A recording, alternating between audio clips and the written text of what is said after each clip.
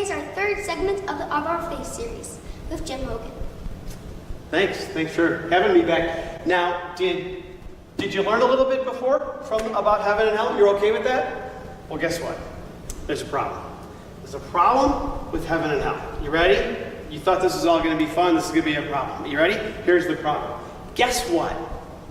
Heaven appears to people on earth very hellish. And hell appears to people on earth very heavenly. I know this sounds weird, but think about it for a second. For example, heaven is a place of prayer, right? Where you're beholding the beatific vision of God, where you'll be praying to God, right? That's a good thing, right?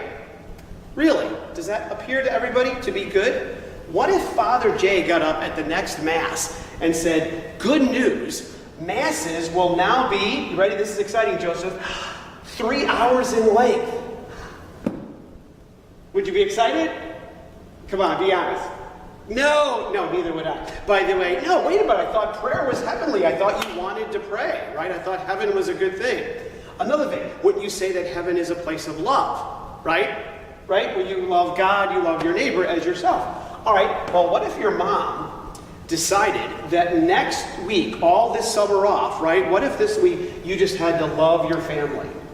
Meaning, you had to rearrange your sister's sock drawer, and you had to mow the lawn, and you had to do the dishes, and you had to do all that other loving actions. Would you be thrilled with that, for doing that for an entire week? No, not at all. You see, the ways of heaven, even though heaven is what it is, heaven is true, heaven is wonderful, heaven is a place of prayer, heaven is a place of love, it appears to us, unfortunately, to be hellish. It's not hellish. It's not at all. In fact, when you truly learn how to pray, in heaven you'll pray as easily as you breathe. That's what heaven will be like. But from our perspective right now, we don't always see heaven for what it really is. And in fact, as well, hell, the ways of hell, lying, cheating, stealing, every time you've ever done any of those activities, at the moment when you chose them, you thought that they were heavenly. You thought that they would do you some good. You thought that they would be a benefit to you. Every time people act, they always do what they think is good. You sin because sometimes evil deceives us and it tricks us. So here's the problem. If heaven just looked like heaven, all of us would want to go there. If hell just looked like hell, nobody would want to go there. But the problem is, well, actually, the problem is, believe it or not, the problem is Joseph. Well, but not just Joseph. It's the problem of every single human being that's out there. Something in us got flipped upside down so that we don't approach God with ease. We call this in the Catholic Church original sin. Somehow we got flipped, reversed, so that the ways of heaven don't come easy to us. And unfortunately, we're drawn to the ways of hell. That's why ultimately we need each other. That's why we need good families. And most importantly, that's why we also need the Catholic Church. You need some guide to get you through so that you don't fall through the traps of the ways of hell. So ultimately, we need Christ, because Christ's job is really the only guy that was standing straight up, comes and flips us over right side up so that we could see the ways of heaven as heaven and the ways of hell as hell. But this will be a challenge for all of us as we move towards heaven, is that there's a part of us that kind of resists it, that doesn't really want this. And if there's another part of us that always wants the deeper happiness of heaven. That's why we need Christ. That's why we need the church. That make sense? Cool.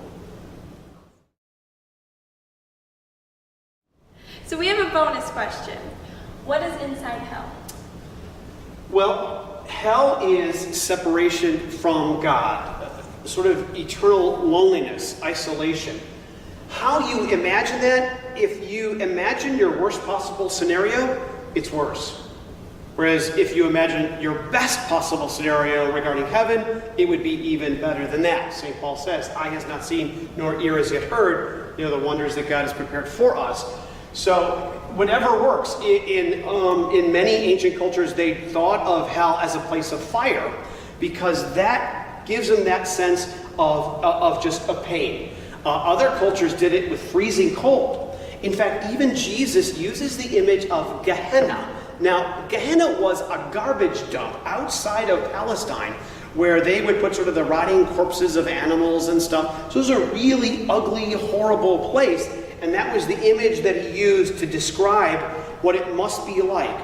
So I can't give you exact answers to that, but think about those times in your life when you were like really lonely, or you were really angry, just had sort of hate filling your heart. Those are little moments of hell along the way. Those are little glimpses of that. Magnify that, 100 times, and you'll get the reality of hell. So I don't know if that helps fully describe it, but it describes it good enough so that I hope you would never want to be there. Mr. Hogan, thank you so much for teaching us about our faith. You're very welcome. If you guys enjoyed this video, don't forget to give it a big like and subscribe to our channel for more videos like this. Thank you all for watching, and God bless. Bye.